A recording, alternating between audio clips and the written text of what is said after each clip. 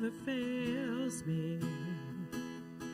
All my days I've been held in your hands. From the moment that I wake up until I lay my head, oh, I will sing of the goodness of God. All my life you have been faithful. All my life you have been so, so good.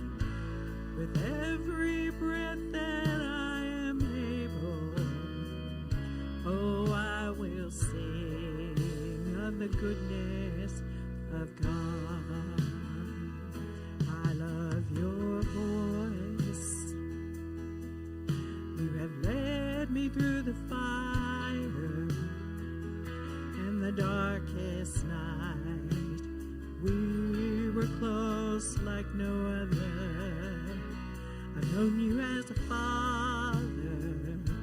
I've known you as a friend. And I have lived in the goodness of God. And all my life you have been faithful. And all my life you have been so, so good. With every breath that I am able, oh, I will sing of the goodness of God. Your goodness is running after me. Your goodness is running after me. With my life laid down, I surrender now. I give you everything. Your goodness is running after me. Your goodness is running after me. Your goodness is running after me. With my life laid down, I surrender now.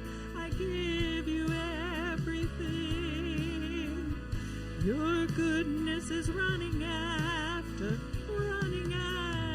me.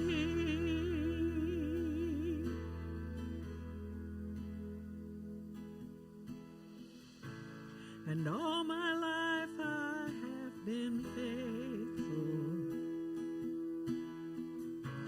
And all my life you have been so, so good.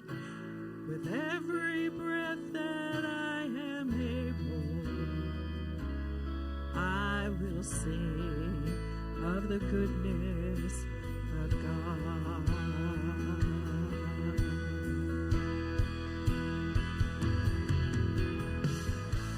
And all my life you have been faithful. And all my life you have been so, so good. With every breath that I am able, I will sing of the goodness of God. I'll sing with the goodness of God.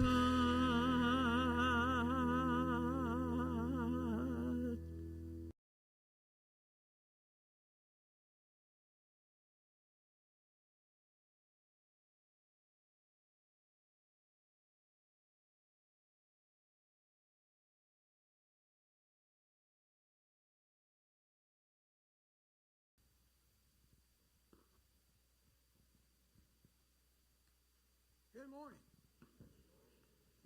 Sister Terry, that was awesome. Thank you very much.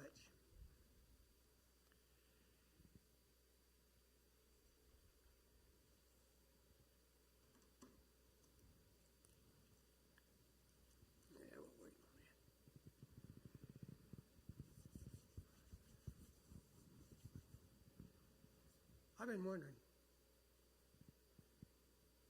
how do y'all keep it so cold up here? Man.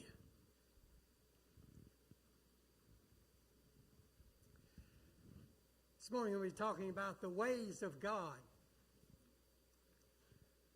Be out of the book of Joshua, the first chapter, third chapter, fourth chapter, and Psalm 77. In the Psalm 77th, we have a psalm that's written by a man named Asaph. This man almost lost his faith, but he got it back eventually. And he got it back with greater faith and trust in God than ever before. In this psalm, he's emotionally distressed. He's troubled he's got troubles on his mind, and he's got big problems. And he cries out to God in his pain and his suffering. And now he's thinking that God is ignoring his prayers. He starts to question God with questions that I'm sure that you and I have asked when we've had those times of doubt and trials of our faith.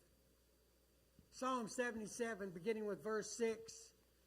I remember my songs in the night.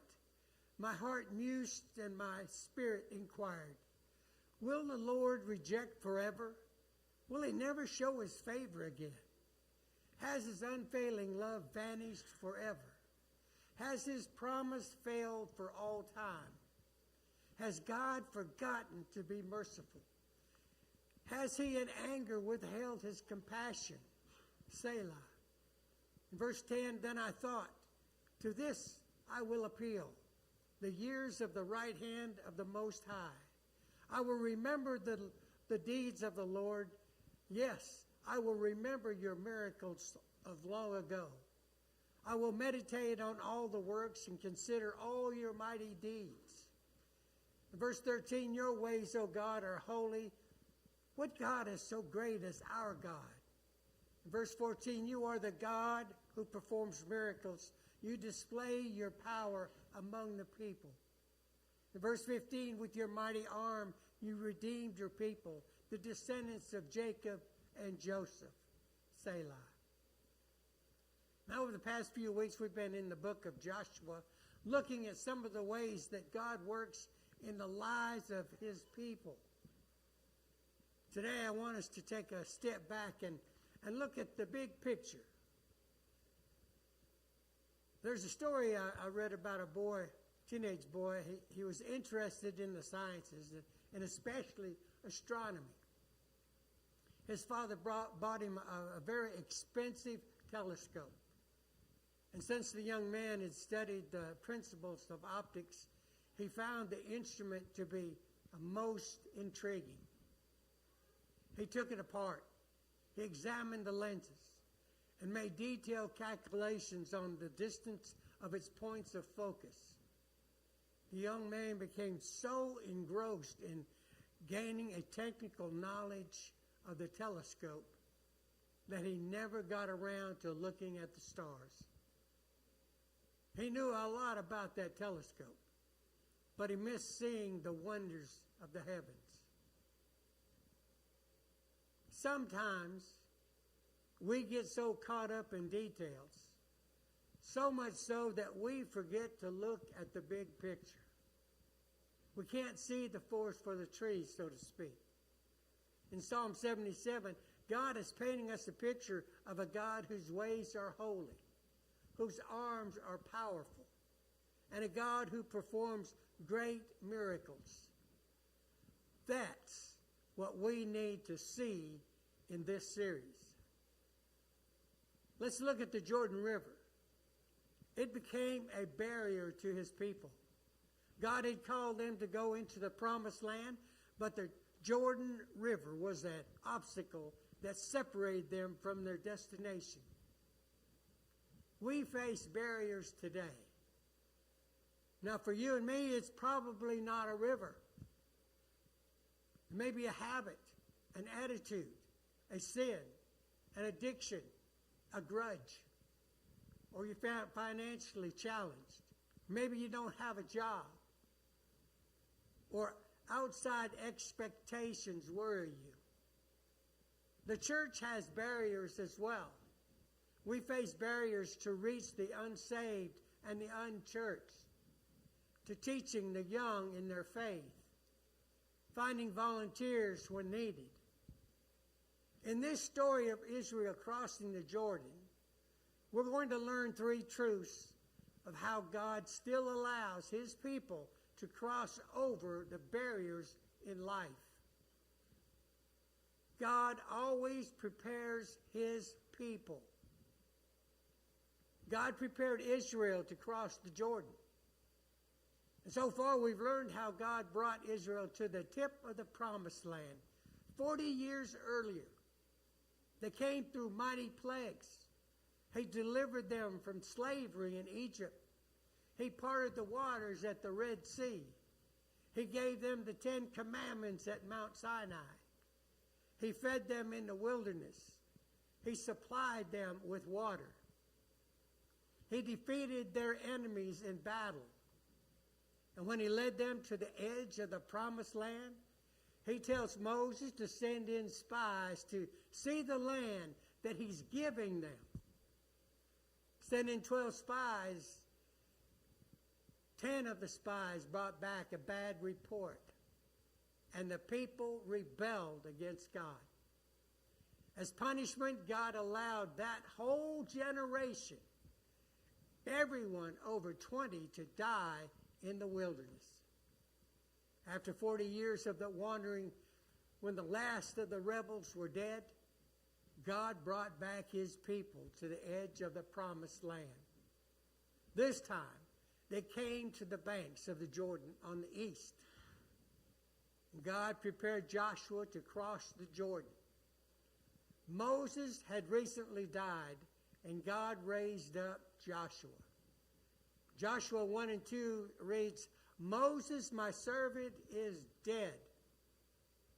Now then, you and all these people get ready to cross the Jordan River into the land I am about to give to them, to the Israelites."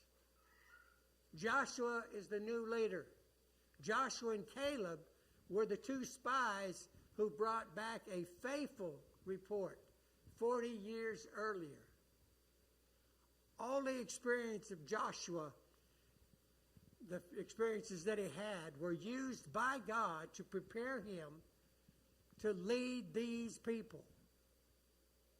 Joshua is probably the oldest among them. And as they were looking at this rushing waters on the Jordan, God spoke to Joshua. And he seems to be saying, "Don't doubt me. I'm with you." God encourages Joshua to not be afraid, but to go out and conquer. Over and over again, he says, "Be strong and of good courage." And God also reminds Joshua of the importance of the Scriptures. Joshua prepared the people to cross the Jordan. And he tells his officers to go throughout the camp. And there were over 2 million people. And he says, tell them, prepare provisions for yourselves. Within 3 days, you will cross over this Jordan. And I'm sure they all looked at this rolling, thunderous river beside their camp, and they thought, how in the world will we ever cross that? And the last part of the message from Joshua is, you will possess the land which the Lord your God is giving you to possess. Joshua's special words to the families who lived on the eastern bank of the Jordan. In Joshua 1 and 13, remember the command that Moses, the servant of the Lord, gave you. The Lord your God is giving you rest and has granted you this land. And the people hadn't forgotten what had happened. They didn't forget that lesson that their parents learned 40 years earlier. They did not murmur, and they did not hesitate. they answered to Joshua in 1:16, then they answered Joshua, whatever you have commanded us, we will do. And wherever you send us, we will go. You notice that they decided they would not stand for any rebellion this time. In Joshua 1:18, they say, whoever rebels against your word and does not obey your words, whatever you may command them, will be put to death. Only be strong and courageous. And that's what God is asking us. He's asking us to cross over the barriers that is holding us back today as a church, whether it be habits or whether it be attitudes, whether it be distractions or desires, whether it be sins in our lives or negative thinking, being judgmental, having that fear of change. Whatever the barrier is, you've got to know this. God is asking you to cross it, and God has prepared you for it. Amen? As we anticipate the future of this church, we know that God has prepared us for such a time as this. And He has provided this church with the abilities, with the leadership, the money, and the vision for us to cross over the river. Or our fear, or our hesitancy to become the church He wants us to be. God's vision for you and for this church is not to stay where we are at, but to cross over. Why stay in the wilderness? Now understand, crossing over is not easy. It wasn't easy for these folks, but it does require faith. In fact, that is the next truth that we learn. God always challenges our faith. And it begins with sanctification. In Joshua, the 3rd chapter, beginning with verse 1, early in the morning, Joshua and all the Israelites set out for Shittim and went to the Jordan where they camped before crossing over. After 3 days, the officers went throughout the camp, giving orders to the people, when you see the ark of the covenant of the Lord your God and the priests, who are Levites, carry it, you are to move out from your position and follow it. Verse 4, then you will know which way to go, since you have never been this way before. But keep a distance of about 1,000 yards between you and the ark. Do not go near it. Verse 5, Joshua told the people, consecrate yourselves, for tomorrow the Lord will do amazing things among you.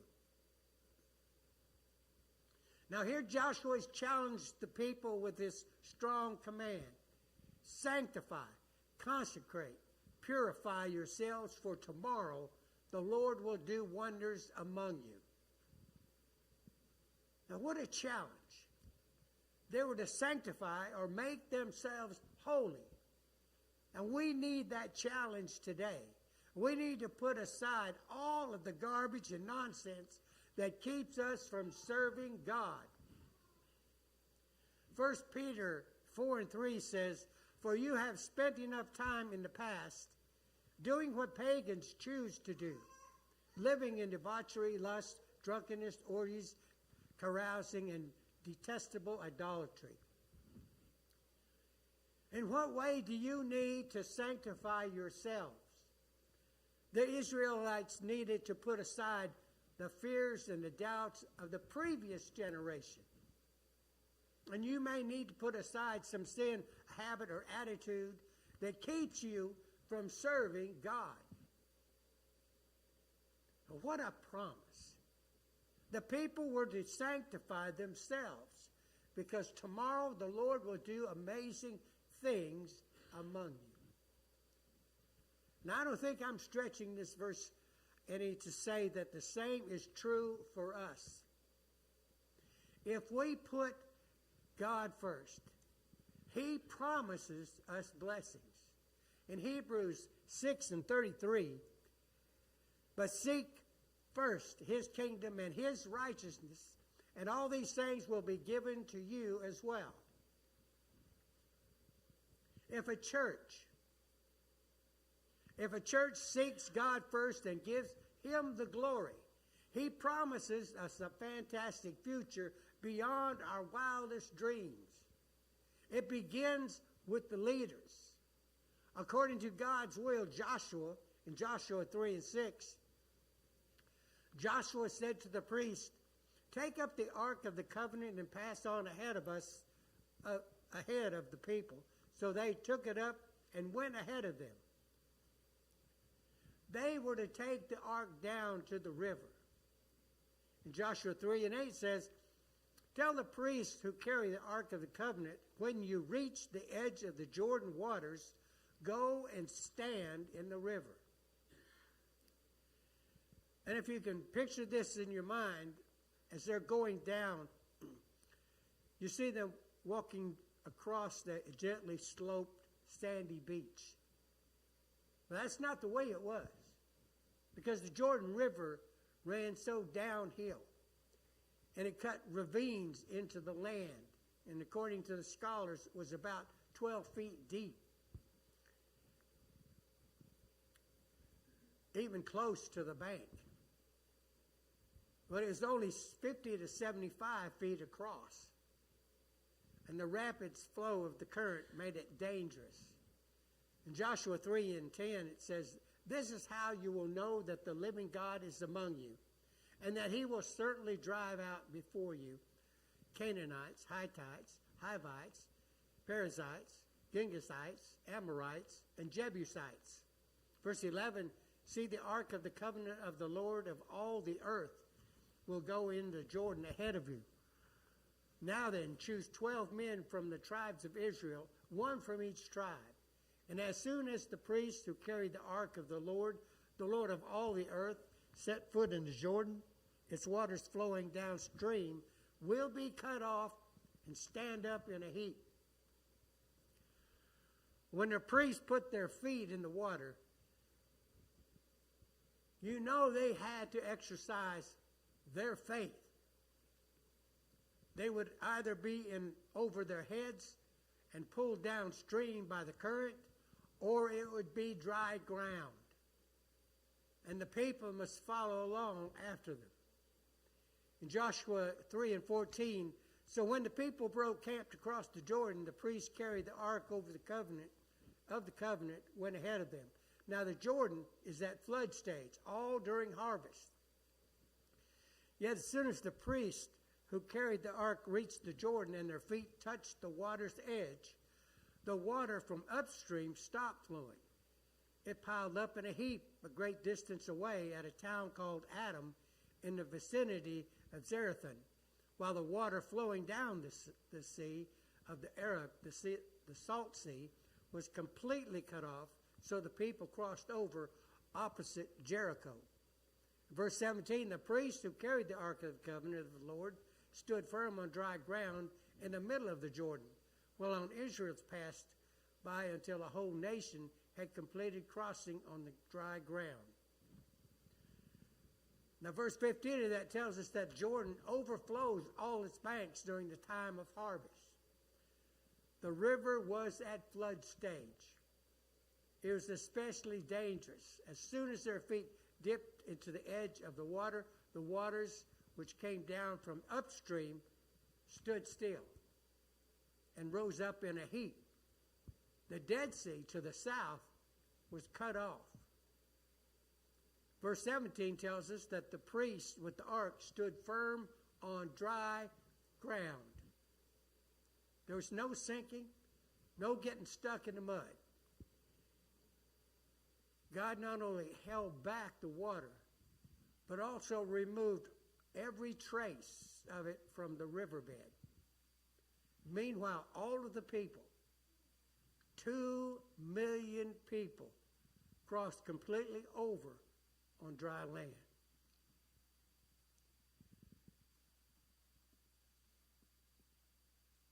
Now, they have now seen God move in a very special way that caused the people to be amazed. And the Lord challenges our faith today. Like Israel, when God's people respond in faithful obedience, the whole world sees God at work. Amen? What is your faith challenge? God always keeps his promise. In Joshua 4, beginning with verse 1, when the whole nation had finished crossing the Jordan, the Lord said to Joshua, "Choose 12 men from among the people, one from each tribe, and tell them to take up 12 stones from the middle of the Jordan, from right where the priests stood, and to carry them over with you and put them down at the place where you stay tonight." So Joshua called together the 12 men he had appointed from the Israelites, one from each tribe, and said to them, "Go over before the ark of the Lord your God into the middle of the Jordan. Each of you is to take up a stone on his shoulder according to the number of the tribes of Israel, the Israelites, to serve as a sign among you. In the future, when your children ask you, 'What do these stones mean?' tell them that the flow of the Jordan was cut off before the ark of the covenant of the Lord. And when it crossed the Jordan, the waters of the Jordan were cut off. These stones are to be a memorial to the people of Israel forever." God is directing Joshua to place a memorial of stones from the river for future generations to remember his power. These stones were witnesses of God's faithfulness. From that time on, the stones would remain the nation that God always keeps his promise, that he is a faithful God. We all have stones in our lives. And as I look back at my life, I can see many stones. You might call them milestones. These are memorial stones of experience where God has proven himself faithful. Lamentations 3:22 and 23 says, "Because of the Lord's great love, we are not consumed, for his compassion never fails." In verse 23, "They are new every morning. Great is your faithfulness." One of these days, Mountain Home will have its own memorial stones. And as a church, we cannot fear the future. And we cannot balk at the current of the river that flows. And we can't shrink back from those barriers. On the other side is the promise that God has given us. God is faithful to keep his promises. Amen. And the barriers are nothing if we cross in his strength. Amen. Please stand.